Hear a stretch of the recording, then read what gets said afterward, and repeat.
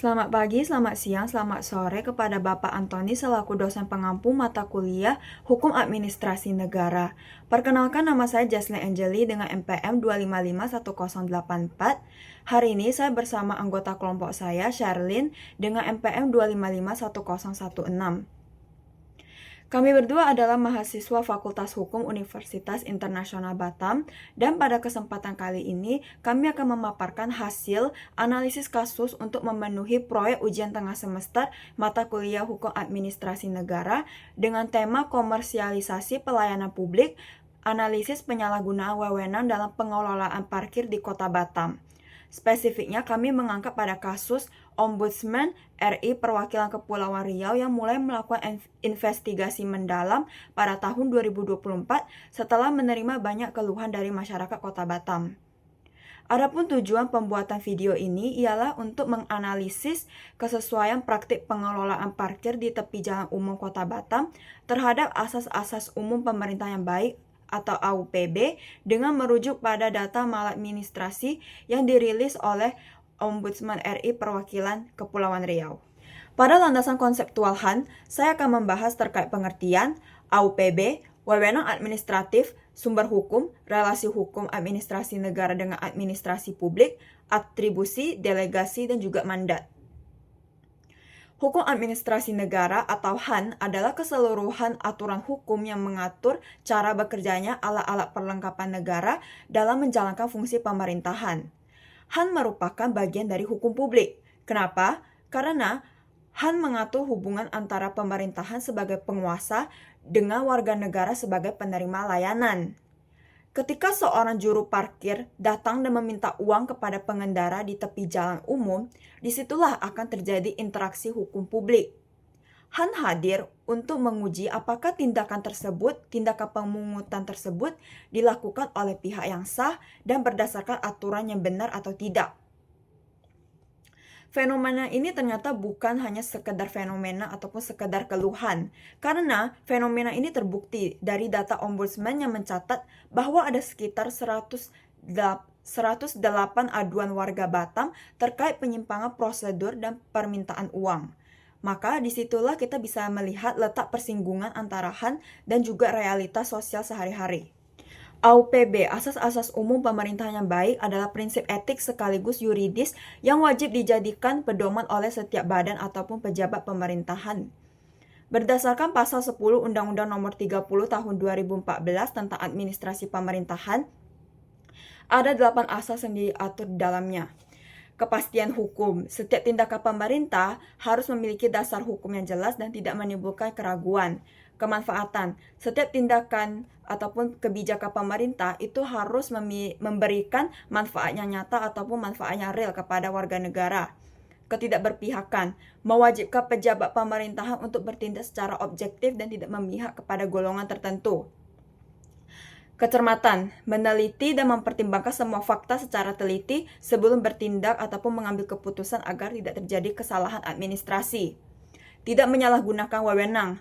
Asas ini melarang keras pejabat untuk menggunakan wewenangnya di luar yang sudah diatur dalam peraturan perundang-undangan, alias untuk tujuan lain, terlebihnya untuk kepentingan pribadi. Lalu ada asas keterbukaan. Pemerintah memberikan informasi yang transparan kepada publik terkait pelayanan yang diberikan. Kepentingan umum. Asas ini adalah di mana dalam pengambilan kebijakan, pemerintah harus mengutamakan kesejahteraan masyarakatnya secara luas. Dan asas yang terakhir adalah asas pelayanan yang baik, yaitu di mana pemerintah memberikan pelayanan yang cepat, tepat, mudah, ramah, dan tidak diskriminatif kepada masyarakat. Berdasarkan hasil analisis terhadap fakta di lapangan dan data aduan Ombudsman, tidak semua dari 8 asas AUPB yang sudah diatur dalam pasal 10 Undang-Undang Nomor 30 Tahun 2014 itu dapat dinyatakan melanggar ataupun asas itu dilanggar dalam kasus ini. Asas yang dilanggar dalam kasus ini itu ada asas kepastian hukum, asas kecermatan, asas tidak menyalahgunakan wewenang, asas keterbukaan, dan juga asas pelayanan yang baik. Sementara itu, sisanya seperti asas kemanfaatan, asas ketidakberpihakan, dan juga asas kepentingan umum itu tidak ditemukan bukti pelanggaran yang cukup kuat.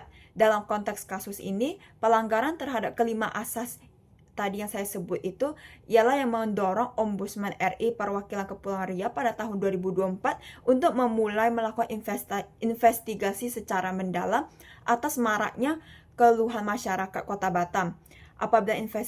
Apabila investigasi ini membuktikan adanya maladministrasi, maka Ombudsman berwenang untuk mengeluarkan rekomendasi resmi yang wajib dilaksanakan oleh instansi terkait. Wewenang dalam hal itu diartikan sebagai kemampuan hukum yang diberikan oleh peraturan perundang-undangan kepada suatu jabatan untuk melakukan tindakan tertentu. Sifatnya itu biasa terikat dan juga terbatas. Berdasarkan Undang-Undang Nomor 28 Tahun 2009 tentang pajak daerah dan juga retribusi daerah, wewenang memungut retribusi parkir di tepi jalan umum berada pada pemerintah daerah yang secara teknis dilaksanakan oleh Dinas Perhubungan. Jika kita merujuk pada aduan Ombudsman tentang maraknya permintaan uang ilegal, maka praktik parkir liar ini adalah salah satu contoh konkret dari tindakan tanpa wewenang administratif. Para oknum yang memungut uang parkir tanpa surat tugas resmi dan tanpa karcis daerah itu telah bertindak di luar koridor wewenang yang sah. Sumber hukum HAN itu terbagi menjadi dua, yaitu ada sumber hukum formil dan juga sumber hukum material. Sumber hukum formilnya itu meliputi peraturan perundang-undangan, jurisprudensi, traktat, dan juga sumber hukum materialnya itu meliputi nilai-nilai Pancasila, rasa keadilan masyarakat. Dalam kasus ini, sumber hukum formilnya adalah Undang-Undang Nomor 28 Tahun 2009 dan juga Peraturan Daerah Kota Batam tentang retribusi jasa umum. Sementara untuk sumber hukum materialnya adalah rasa keadilan masyarakat Batam yang terusik dan juga yang terbukti dari adanya 108 aduan resmi ke Ombudsman. Rekomendasi Ombudsman kepada instansi terlapor merupakan salah satu upaya untuk menyelaraskan praktik di lapangan dengan sumber hukum yang berlaku. Lalu ada pada relasi HAN dengan administrasi publik. Administrasi publik ini sendiri berfokus pada efektivitas dan juga efisiensi tata kelola pemerintahan, sedangkan HAN itu berfokus pada legalitas dan juga keadilan. Keduanya ini merupakan hal yang tidak dapat dipisahkan. Berdasarkan data 108 aduan dari Ombudsman dari Kota Batam, itu adalah salah satu bukti nyata adanya kegagalan dalam fungsi administrasi publik, khususnya dalam hal manajemen pengawasan dan juga penertiban di lapangan. Kegagalan administratif inilah yang kemudian bermuara dalam pelanggaran HAN, yaitu lahirnya praktik maladministrasi dan juga penyalahgunaan wewenang yang dikeluhkan oleh masyarakat Kota Batam. Oleh karena itu, solusi atas persoalan ini harus dilakukan secara dua jalur, yaitu yang pertama, perbaikan sistem manajemen pengawasan sekaligus juga penegakan hukum yang tegas. Nah, lalu cara memperoleh wewenang, atribusi, delegasi, dan juga mandat.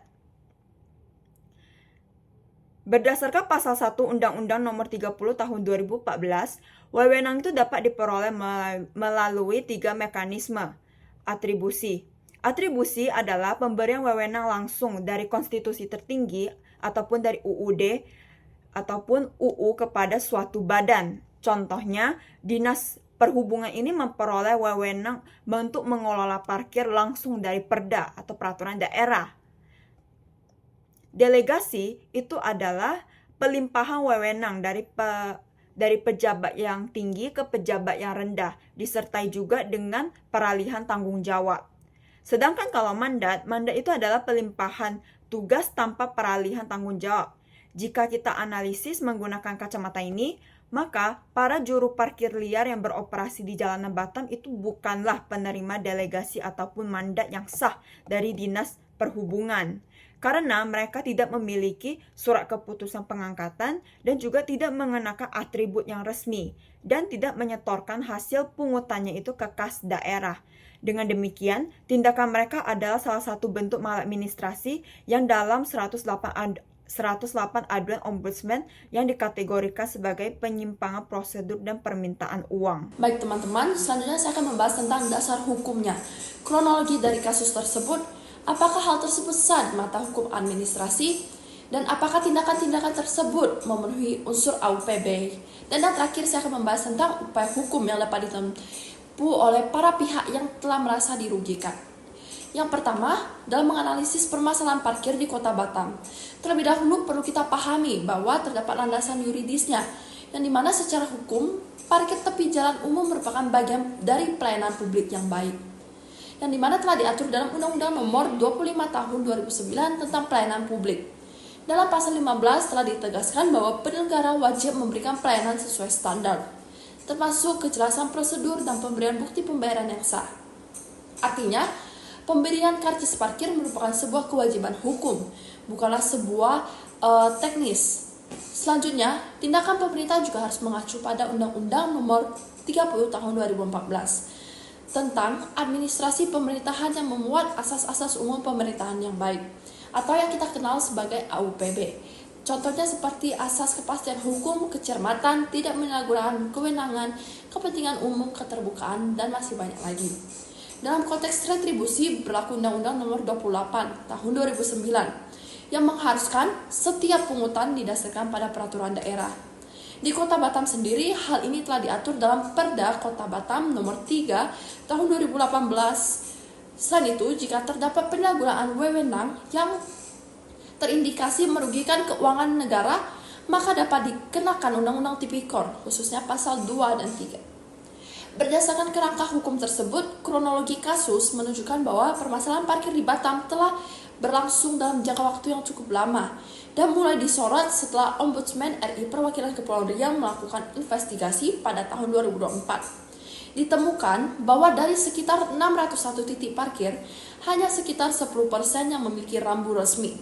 Selain itu, terdapat dugaan kebocoran pendapatan daerah karena adanya selisih antara pendapatan real di lapangan dan setoran resmi ke kas daerah. Dinas Perhubungan juga diduga menetapkan titik-titik parkir tanpa prosedur yang semestinya. Dari perspektif hukum administrasi negara, tindakan tersebut tentunya dapat dinilai tidak sah karena telah melanggar prosedur dan tidak memenuhi standar, yang dimana bisa dibilang merupakan pelayanan publik yang kurang baik. Hal ini menunjukkan adanya maladministrasi karena tidak sesuai dengan prinsip legalitas. Jika dianalisis berdasarkan AUPB, terdapat beberapa pelanggaran, contohnya seperti asas kepastian hukum tidak terpenuhi tentunya karena masyarakat tidak dapat membedakan parkir resmi dan ilegal. Selanjutnya ada asas kecermatan yang telah dilanggar karena kebijakan yang diambil tanpa prosedur yang tepat. Selain itu terdapat indikasi penyalahgunaan wewenang yang dimana terkait kebocoran retribusi, asas kepentingan umum dan keterbukaan juga belum terpenuhi karena pengelolaan parkir tidak transparan dan belum memberikan manfaat optimal bagi masyarakat. Adapun upaya hukum yang dapat ditempuhkan oleh masyarakat yang merasa dirugikan. Contohnya meliputi seperti yang pertama ada ombudsman untuk melaporkan maladministrasi, kedua melalui pengadilan tata usaha negara jika terdapat keputusan yang telah merugikan, ketiga melalui jalur pidana jika ditemukan unsur korupsi, yang terakhir melalui gugatan perdata apabila terdapat kerugian secara langsung. Maka sebagai penutup, saya dapat menyimpulkan bahwa permasalahan parkir di Kota Batam tidak hanya bersifat teknis, tetapi juga menunjukkan adanya pelanggaran hukum administrasi, ketidaksesuaian dengan unsur AUPB, serta adanya indikasi penyalahgunaan kewenangan yang berpotensi merugikan keuangan negara. Sekian presentasi yang dapat kami sampaikan dari hasil analisis kami. Terima kasih.